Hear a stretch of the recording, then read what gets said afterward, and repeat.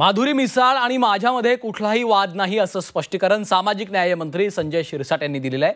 संजय शिरसाट आणि माधुरी मिसाळ यांच्यात बैठक आयोजनाच्या अधिकारावरून वाद निर्माण झाल्याची चर्चा आहे। मिसाळ यांनी परस्पर बैठक घेतल्याने संजय शिरसाट नाराज झाले।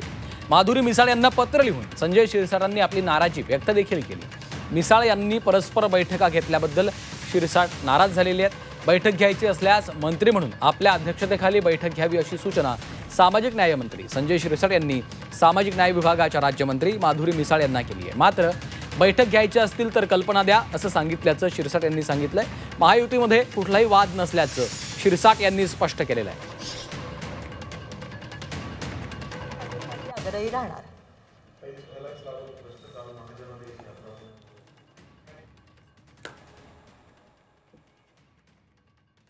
त्यांना मी सूचना अशीच केली होती की जर तुम्हाला असं बैठक घ्यायची असेल तर मला कल्पना द्या, जेणेकरून तुम्हाला बैठका घेऊन काही जर निर्णय योग्य वाटत असेल घ्यायचा असेल तर त्याला माझी संमती, मग पुन्हा ती फाईल फिरवा, मान्यता सादर, मग मी मान्यता द्यायची, मग ते कुठं पुढं जायचं। तर या सगळा प्रकार टाळण्यासाठी मी एक माझी सहकारी म्हणून, ते चांगले काम करत आहेत, माझी सहकारी म्हणून मी त्यांना केलेली ती सूचना होती।